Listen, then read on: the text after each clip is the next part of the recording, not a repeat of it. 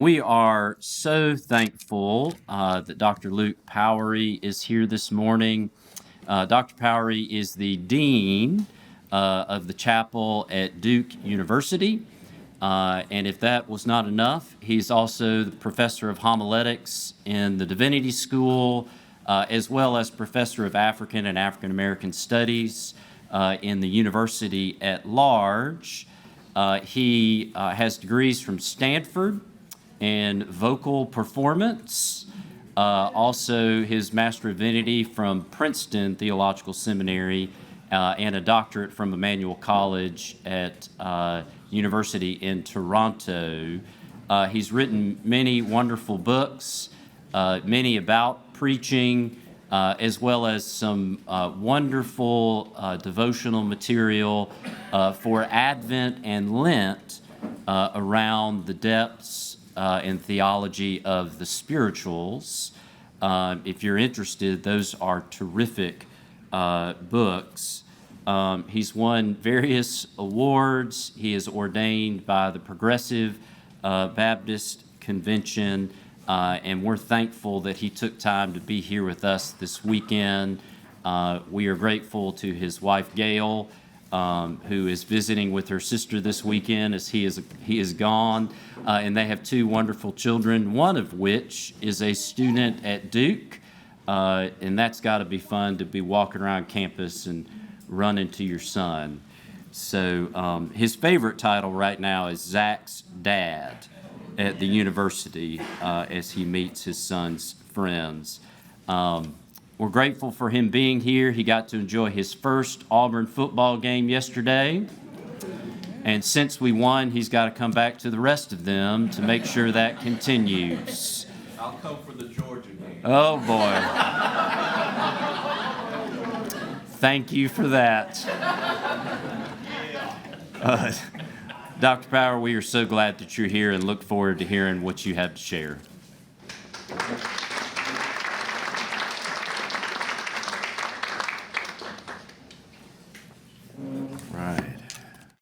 Good morning. Good morning.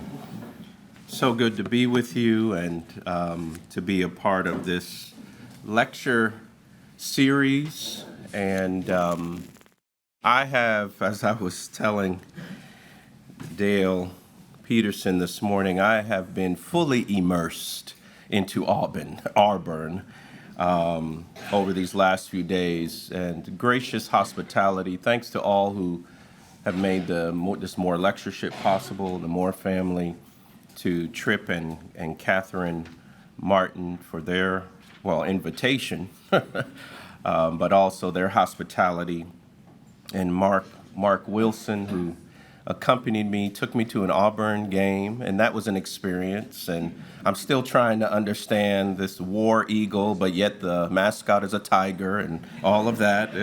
It's all right. It's all right. But I'm really grateful, and I think got a taste of Auburn First Baptist, but also Auburn as a town, to the Petersons, Dale and Libby Peterson, for their gracious hospitality and really just welcomed into the family. There were family members around, and just have enjoyed their presence and getting to know them. This morning, what I want to do, and I know I'm the only thing between you and getting to church on time, or at least worship, is the theme is the gospel and the gift of tears. And I can do this in a wide variety of ways with that title, but I think I'll go at it this way this morning. Also, we have mutual friends, Dr. Joan Harrell, who's here, my dear colleagues, the Wilsons at Duke, are close friends, and I had heard via email she was here, and so it's great to make new friends and know of mutual friends in this foreign territory for me. So the gospel and the gift of tears.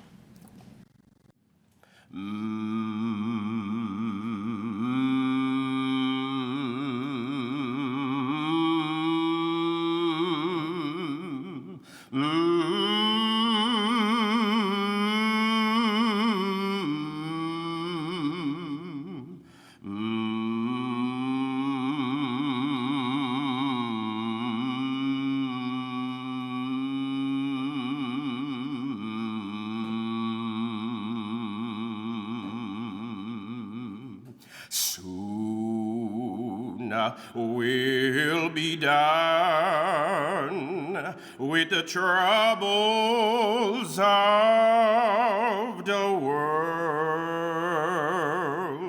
the troubles of the world, the troubles of this world. Soon will be done with the troubles of the world, going home to live with God.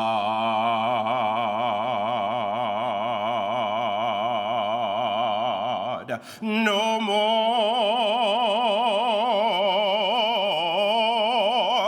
weeping and wailing. No more, oh, no more weeping and wailing. No more, oh, no more weeping and wailing. Going home to live with God.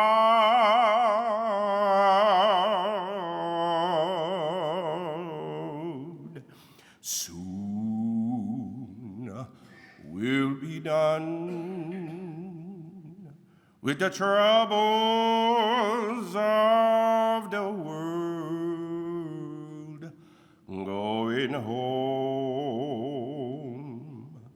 to live with God.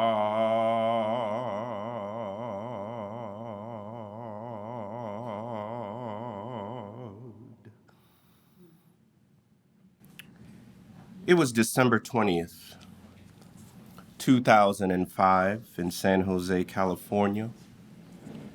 5 days before Christmas, the mall parking lots were full of people doing last-minute shopping. Churches were getting ready for an overflow crowd.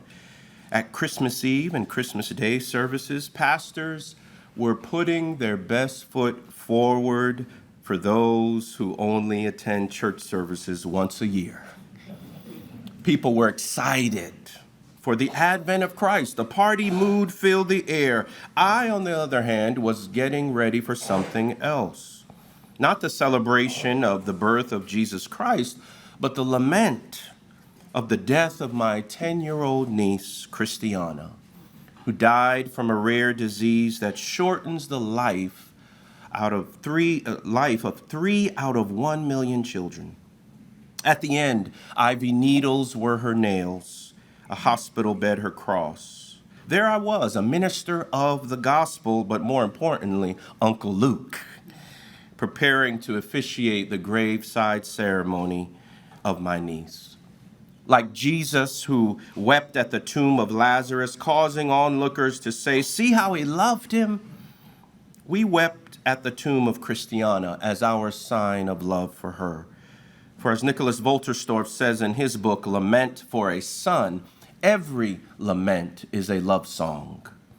However, it appeared that not everyone present at the cemetery sang this same song of the Spirit. There were those, even ordained ministers, preachers of the gospel, who appeared to be afraid to lament and allow the Spirit to groan through them by their overemphasis on celebrating the fact that my niece was now in glory in heaven with God. They highlighted the hope of the resurrection and Easter, but ignored the lament of the Good Friday crucifixion. There were pleas for personal salvation to be heaven-bound, which seemed to me to be no good to those of us left on earth to weep the loss of Christiana. This sermonic altar call in front of my niece's casket caused me not only to weep over losing her, but to weep the loss of lament. the Spirit song. On this day, lament was taken off of life support and died, because the life of the Spirit was quenched and squeezed out of that sermonette. There was no sense that the Spirit manifests through laments and not solely celebrations. And so the breath of expression of the Spirit was absent, because no sign of lament was present in that sermon, due to it being disturbingly overwhelmed with celebrations for those who raised their hands literally to take the heaven-bound train. It was as if Christiana's life of love didn't even matter and was not going to be missed. Did Christiana just die or what? Why, even at a graveside service, are some Christians afraid to lament and engage in the sighs of the Spirit? Have they forgotten that lament is a love song to the one who laments for us? Have they forgotten what the Apostle Paul teaches, that the Spirit groans? Which raises the question for us this morning: does your gospel groan? I recognize that talking about groaning on an early Sunday morning may not help you, or even help you in your church growth initiatives. Sorry, Pastor. It's not popular, yet it is a part of the gospel. And without it, you may preach an anorexic gospel, thin on truth and reality. In a 2006 Religion and Ethics News Weekly interview, legendary Prince of the Pulpit, Gardner Taylor, was asked to assess the current preaching scene. And what he says then is still illuminating for today. He says, there's now a tendency, I think, more than ever, to make preaching a kind of Sunday Chamber of Commerce exercise. Motivational speaking, which has its place, but is not the gospel. It becomes a kind of opium, if opium is a stimulant for people, which gives them often a false notion of what life is all about. I think much of contemporary preaching does not prepare people for the inevitable crises of life. When we talk constantly about prosperity, well, life isn't constantly prosperity. It has adversity and difficulties. And if one is trained, conditioned to see only the bright side of things, then one is not prepared for living in this world. Of course, people want to hear it, he continues, because candy is a very pleasant thing. My daughter, when she was a little girl, he says, I suppose we could have fed her candy morning, noon, and night, and she would have taken it morning, noon, and night and enjoyed it. But soon she would have had no teeth, and soon we would have had no daughter. Because candy is wonderful. I love it. But one needs in one's diet more than candy. Taylor's notion that a prosperity-only message is like candy suggests that preaching is initially sweet to the taste, a pleasant thing, but in the end, it's detrimental because life is not just about the bright side of things. If one chews on a prosperity message long enough, one will end up with no teeth, because one needs in one's diet more than candy. And so prosperity preaching may be sweet like a candy cane at first, but it will eventually be sour for the soul and bad for one's spiritual teeth and nerve. Candy theology doesn't sustain people's lives in the end because it doesn't take into consideration what life is all about. It doesn't groan. The hardships, the pain of life tend to be muted in this bright, sunny gospel, ignoring the fact that the Spirit led Jesus into a wilderness and Ezekiel to a valley of dry bones, a place of contamination and death. So living and preaching the gospel in the Spirit entails suffering, pain, struggle, and groans. Many times people preach through pain and preach to pain. And there will not only be groaning, but grieving and weeping. Because of time, I won't read, but I highly recommend you take a look, because I'm going to share a little bit about Jeremiah, from Jeremiah chapter 8, the prophet Jeremiah, verses 18, 9 to 1, right, where we see in that passage, that's sort of my scriptural fodder for this lecture. But it's not just about the groaning, the grieving, but there is weeping that is a part of Christian spirituality. Groaning, grieving, and weeping occur just by living. You never prayed for it in the midnight hour or fasted for it for 40 days. It just happened because cow manure happens. When I think about grief and weeping, I'm trying to keep it holy this morning.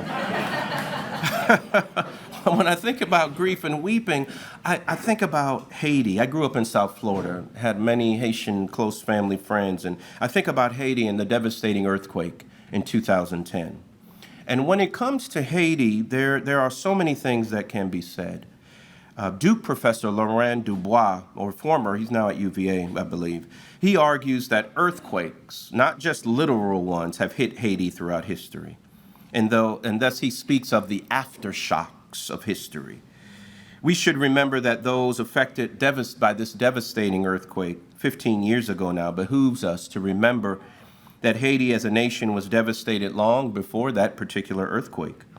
This is why former Prime Minister of Haiti, Michel Pierre-Louis, in an interview, compares Haitians to Sisyphus, a mortal who in the Greek myth is condemned by gods to endlessly roll a rock up a mountain only to have it fall back down again. Each time the rock rolls down the mountain, he pushes it up, Sisyphus, and in the most optimistic telling of that story, he hopes that it will be the final time. And the earthquake hasn't been the only heavy burden on the people of Haiti. Pierre-Louis says in the same interview, from the native Taínos people who were wiped out by the Spaniards after decades of battle, to the enslaved Africans who defeated the French and created the world's first black republic, only to invite the world's scorn, to the millions of current residents of tent cities, survivors of the worst natural disaster to have struck the country in its entire history. She says Haitians are Sisyphean and so much more. And we know the stories. Even after that 2010 earthquake and money that was promised for much of the reconstruction of the nation didn't always make it to the right hands, just hands. And so I remember those lives lost, those families affected by the earthquake, those who may even still, 15 years later, sit in mourning every morning as with tears as their food day and night. There are some who can never shake the earthquake. We remember those hurt and who mourn for their loved ones, those injured due to the earthquake, those who died, those who've never been found. We remember the grief-stricken father who days after that earthquake stood in front of the remnants of his house where his son's body was buried in the rubble in front of him. And he had to tell his other son, and he told him, he said, Gibson is in the hole, and we can't do anything for him. I remember Sebastian Delatour, who was 14 at the time, and the impact on his family when that earthquake hit. He heard his mother screaming, running out of the house. His sister was taking a shower at the time and had fallen and hit her head. And then he heard the tragic news of his grandparents' house collapsing on them while they were watching television. They died instantly. And so there was so much grief pervading that land and death that filled that land, that Sebastian, the teenager, right, said it smelled like death. That was his description of what was happening. And even in this country, we don't have to go down the laundry list, but grief seems to be perpetual in the United States. School shootings, political shootings, right? Senseless murders in Charlotte, North Carolina on a light rail, or even here in Auburn, I've learned since I've been here. And so when we turn our eyes to think about the weeping prophet Jeremiah, read that passage when you get home. Jeremiah is someone who understood grief. And I know they say Jeremiah was a bullfrog and he always had a mighty fine time singing joy to the world. But Jeremiah of the Old Testament is very different. That Jeremiah talks about joy, but this Jeremiah out of the scriptures says, my joy is gone, grief is upon me, and my heart is sick. He voices this trilogy of agony, and some even suggest that those words might actually be God speaking, because you do know that God suffers, right? Within romanticized and traditional notions of masculinity, we hear real men don't cry. Some tank top muscle shirt wearing churches endorse this machismo mentality, though the gospel speaks of finding strength in weakness. God even suffers and God weeps, even as we hear in the shortest verse of the Bible that Jesus wept at the tomb of Lazarus. Jeremiah is a prophet who weeps. Don't underestimate tears. They may not mean what you think, and they may come without warning. St. Augustine, in his Confessions, recalls when his mother died at the age of 56, when he was 33 years old. He was by her side, he writes, when she expired her last breath. He closed her eyes, and he said, a great wave of sorrow surged into his heart. Tears started to come, but he, and I quote him, stemmed the flow. He stopped it, and the tears dried up. He thought it was more mature to put his sobs in check and not to mark his mother's death in that way, because it was not total extinction or misery, since she was a woman of faith. He fought against the wave of emotional sorrow and didn't even shed a tear at the burial ground. But it wasn't until he woke up the next morning that he wept for her and himself, he says. And he writes, the tears which I have been holding back streamed down, and I let them flow as freely as they would, making of them, his tears he's talking, making of them a pillow for my heart. On them it rested. So his heart rests on a pillow of tears. His heart rests on grief. That same morning, he was comforted by St. Ambrose's evening hymn, which declares that God will gently soothe the careworn breast and lull our anxious griefs to rest. There's something about a mother's death that grieves the human heart, perhaps because it's the loss of our first home in the womb. In the end, Augustine could not stop his grief or tears, though he seems to struggle with this in many of his writings, struggling with this in its role, the role of tears in the spiritual life. Groaning grief seems to be ongoing in our world, and I've seen, whether in pastoral ministry or social media or various situations of life, I've seen the choreography of grief on display at vigils for those who have been killed by gun violence, right, on site where someone has been killed, or even at the funerals of loved ones, especially of children. Some fainting in overwhelming sorrow for a young life cut too short, others bawling like the Old Testament figure, Rachel weeping for her children and refusing to be comforted because they are no more. Some swallow their tears in silent numbness at what appears to be the death of humanity's future. Some may want to jump into the casket of the child, like my grandmother did for her youngest, my Uncle Owen, who is no more, as an attempt to reverse life's inhumane joke that has gone sorely wrong. So grief is oral and aural and visual, choreographed by the spirit of a broken world. And I guess your pastor didn't tell you I was known as Dr. Death at Princeton Seminary. And in Jeremiah, what's interesting, it's a visual, it's an embodied. We observe, if you read it, but we also hear the grief of Jeremiah. It's not a pretty sight when you read that pericope. The pages of that story are soaked with sorrow and lament. He's moaning his mourning. He says, "Oh, that my head were a spring of water and my eyes a fountain of tears, so that I might weep day and night for the slain of my poor people." It's embodied grief for Jeremiah, a grief that terrorizes the body and reshapes the contours of one's life, like when a Philadelphia mother discovered two children locked in a car trunk, suffocated by mistake while playing an innocent game. The choreography of grief at that moment was unforgettable. Joy was gone and her heart was sick. The terror of grief erupted the fountain of tears from her heart. It was an observable and obvious grief.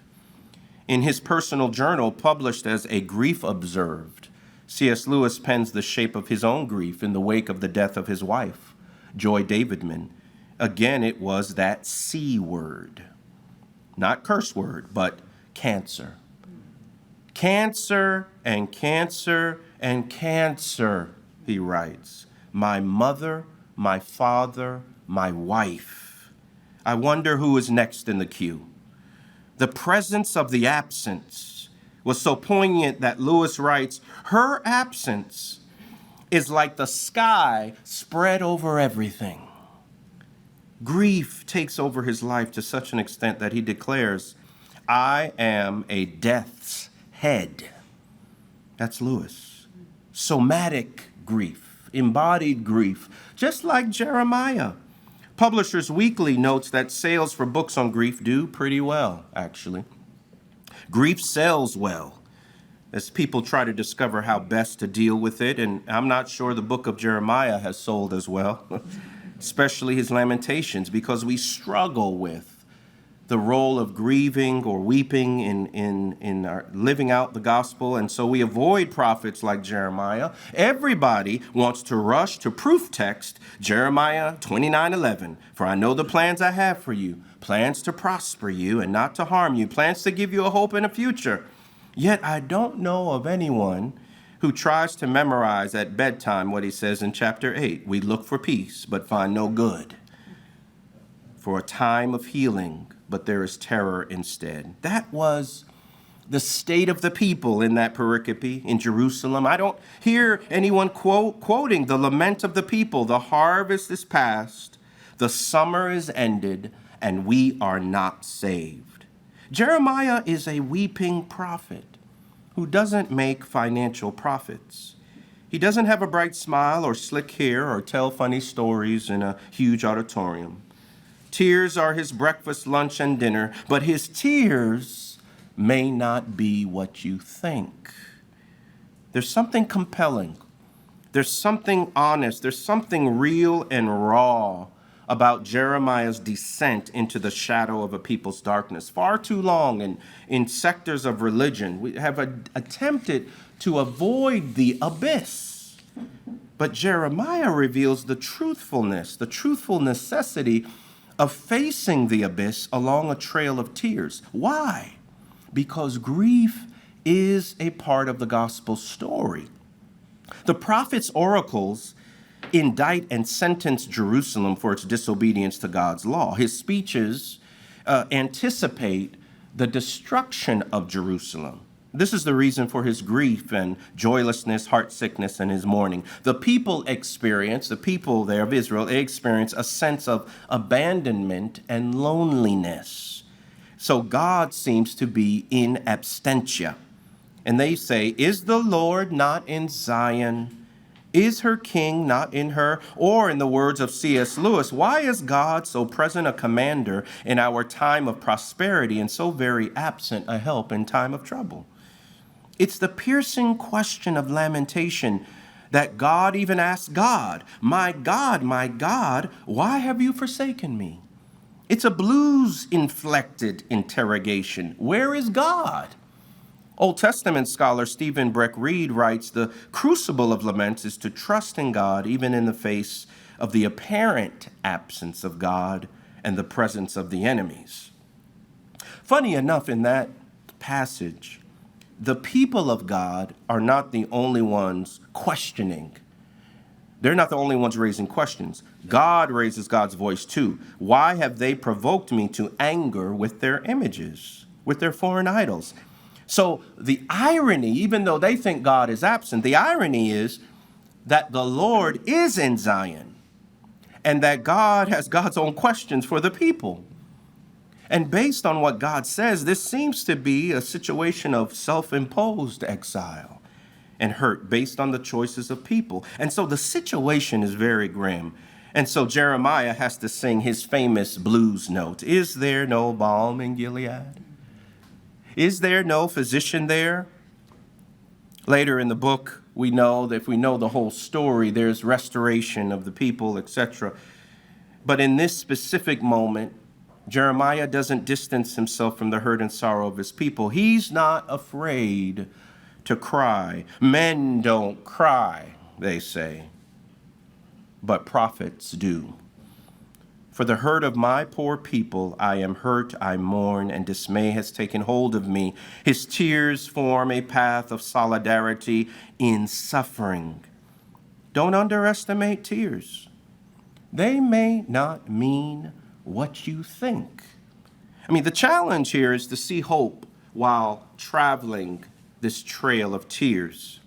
And Jeremiah, I think, and for our purposes, reveals the gift of tears, affirming what former UCLA clinical professor of psychiatry, Judith Orloff, teaches. Professor Orloff gets excited about people crying because she's witnessed the healing power of tears. Tears are a release valve for stress and grief and anxiety and frustration and joy. Tears are a way to purge pent-up emotions so that they don't remain in the body as stress symptoms. Tears lubricate and cleanse our eyes so that they do not get irritated or infected. And after crying many times, they teach us that our heart rate can decrease and we enter a calmer state. So reflex, continuous, and emotional tears make us feel better physically and emotionally. Crying can be thought of as a physiological and emotional detox through which one can be healed. And so Dr. Orloff warns us not to hold back the tears because it's healthy to cry. A Yiddish proverb says, what soap is for the body, tears are for the soul.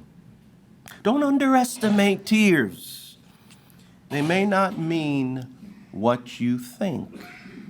There's much fruit from tears and grief. Jeremiah reveals that tears are a gift because they embody this, what I call the prophetic ministry of grief. Tears have a prophetic ministry. And this is what I mean. The office of the prophet was to ultimately be a gift for the welfare and well-being of the nation, which is why Jeremiah asks, why then has the health of my poor people not been restored? As a prophet, Jeremiah not only stands over against them as a mouthpiece of God, he stands with them in mourning and grief at their impending funeral. He sheds a fountain of tears as an aspect of his prophetic work. His grief is prophetic because he refuses to be silent in the face of horror and terror and injustice. We hear later in Jeremiah that this word is like fire shut up in his bones. And so he doesn't shrink back from voicing the raw grief of life. There's passionate candor. Prophetic grief is a form of lament that boldly proclaims life is not right. And tears can represent a torn heart, but this type of tear-filled grief and crying and pathos is the ultimate form of criticism, according to Walter Brueggemann. One may shed tears because one refuses to shrink back from struggle and pain. Joy is gone, but gospel hope is not. Prophetic grief tells it like it is, and this ministry of grief is the embrace. What I'm suggesting this morning, it's the embrace of weeping and lamentation as a part of our spiritual repertoire, a life of discipleship. And in the process, it helps others engage their experiences of suffering honestly, rather than respond with numbness or fear or self-deception or the denial of reality. This prophetic grief, if we look at the literature in Jeremiah, is poetic, actually. It can be seen as a theological chronicle of communal catastrophe expressed lyrically. Jeremiah realized the words of this hymn, "We have come over a way that with tears has been watered." Jeremiah isn't afraid to name his and his people's sorrows. Every teardrop is a prophetic act of resistance against the way life is, and a prayer for something better because of his faith in God. I should note that prophetic grief does not leave God off the hook. It interrogates the goodness of God. Is there no physician there? Questioning God is a part of a Christian spirituality in which we recognize that many times there are more questions than answers. And it takes courage to ask God anything, especially when we may not receive the answer we want or any answer at all. But prophet Jeremiah still courageously asks questions because he believes so deeply in the reality of God. He doesn't ask in unbelief. So questioning is a faithful Christian practice. He asks because he believes with deep, abiding faith. He asks, is there no balm in Gilead? Because he does believe God is present, though he experiences theological dissonance and that he can't make sense of the hurt of his people. Yet he hopes because there's a sense that catastrophic events do not undermine the credibility of God. Prophets are prisoners of hope, not just bearers of bad news. Their tears are rooted in a hope in God. And so when you see Jeremiah's called in his call narrative in chapter 1, he's called to pluck up and pull down and to build and to plant. There's judgment and restoration, warnings of doom, but always followed by promises of hope. The prophetic ministry of grief is hopeful. Those who do not grieve cannot truly hope. The tears flowing from Jeremiah's head are not a sign of weakness. That's what I'm arguing. But a strength of spirit in the spirit. All of this weeping and lamentation doesn't represent an erosion of hope, but necessary elements of hope. If one doesn't experience some form of grief or suffering, hope is not necessary, because what are you hoping for then? In Augustinian fashion, tears form a pillow, and on them gospel hope rests. Tears are a part of the texture of hope. Now, this was the aha for me. Earlier in the book of Jeremiah, like in chapter 2, we hear that God refers to God's self as a fountain of living water. And then the people use, and I'm quoting, cracked cisterns that can hold no water. This suggests that God is our living water source, and apart from God, we will be dry and thirsty. Now, interestingly, in the passage in Jeremiah 8, Jeremiah, we hear, is full of water, as his head is a spring of water, his eyes a fountain of tears. His weeping, then, suggests the presence of God. That is, God is in his tears, in the water of holy weeping, in the grief. According to Alan Jones, Dean Emeritus of Grace Cathedral in San Francisco, the gift of tears is like the breaking of the waters of the womb before the birth of a child. So hope is tear-stained. If not, it is not real hope or the gospel, because tears sow the seeds of hope. These tears are sacramental, not only as a sign of God's presence, but I might even suggest as a sign of our own baptism, the waters of the Spirit's washing. God is in our tears. The Reverend Peter Gomes, former minister at Harvard's Memorial Church for many years, says some interesting things in what became his last book, The Scandalous Gospel of Jesus. In that book, he reminds us that hope is not the opposite of suffering. Suffering is the necessary antecedent of hope, because in and through suffering, hope manifests. A hope worth having is forged upon the anvil of adversity. Hope is the stuff that gets us through and beyond when the worst that can happen happens. He continues, hope is not merely the optimistic view that somehow everything will turn out all right in the end if everyone just does as we do. Hope is the more rugged, the more muscular view that even if things don't turn out all right and aren't all right, we endure through and beyond the times that disappoint or threaten or destroy us. In other words, as Durham, North Carolina's own Pauli Murray has said, hope is a song in a weary throat. Or as Pastor Emeritus of Allen Temple Baptist Church in Oakland, California, J. Alfred Smith has proclaimed, hope is a tiny sprout growing in cracked concrete. That means the tears, the suffering, the weary throat, the cracked concrete are the setting out of which hope is born. Hope comes amid our grief, despite our grief, but not without it. Hope is tinged with the ashes of despair, and hope resides in the ruins. Even in the milieu of historical human slavery, it's still so mind-boggling to me that the gift of the spirituals was given in the bosom of inhumane slavery. That, as James Weldon Johnson pens in his poem, O Black and Unknown Bards, that the fiery spirit of the seer should call these simple children of the sun and soil. That though these black slave singers were gone, forgot, unfamed, untaught, unknown, unnamed, that their songs still live.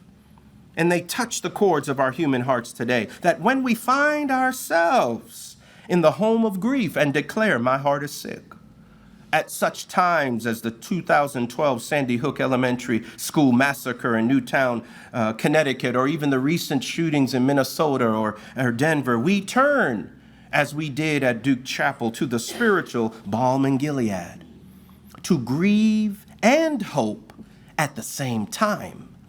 So this music created in the womb of melancholic misery straightens out Jeremiah's question. It turns it into an exclamation point. There is a balm in Gilead, a creative note of triumph in the midst of any type of terror, not happiness, not joy, but hope. In the spring of 2023, spring semester, I taught a divinity school course on the spirituals in a federal men's prison.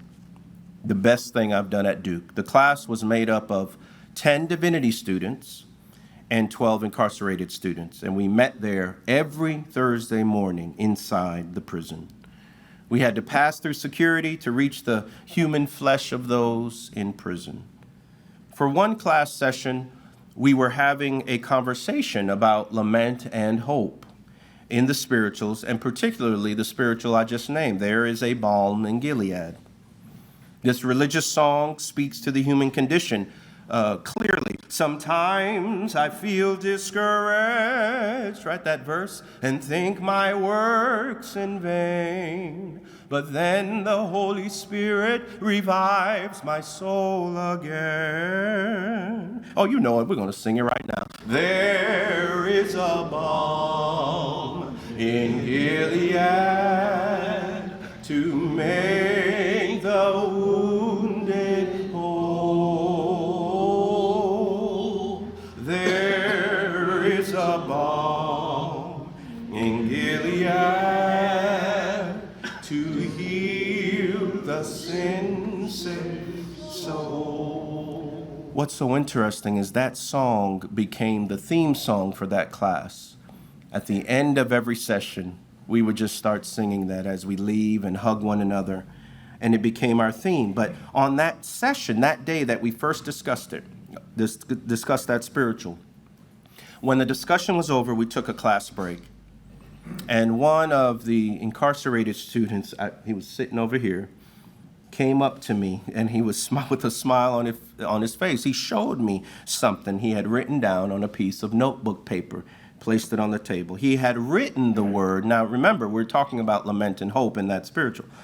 He had written the word lament out on that piece of paper, but around 4 letters in that word, he drew a box. Those 4 letters that he drew a box around, inside the word lament, made up the word amen. He showed me that there is an amen inside of every lament. For him, it meant hope in the midst of trials. And you have to understand, I've been researching lament and preaching and theology for over 20 years, and I had never seen this. A so-called threat, a prisoner, became my professor on that day. Someone has commented that Jeremiah was like a wounded animal. But his wounds did not win, nor did the wounds of God destroy God. Rather, his cruciform wounds, his tear drops of blood, were the balm for the healing of the world, including our own. There is a balm in Gilead to make the wounded whole. A song, a prayer, a melody, a tear. Don't underestimate tears because they may not mean what you think. They may reveal that you are actually a prophet. And those who sow in tears will reap in hope. And hope, according to the poet Emily Dickinson, hope is the thing with feathers that perches in the soul and sings the tune without the words and never stops at all. Thank you all.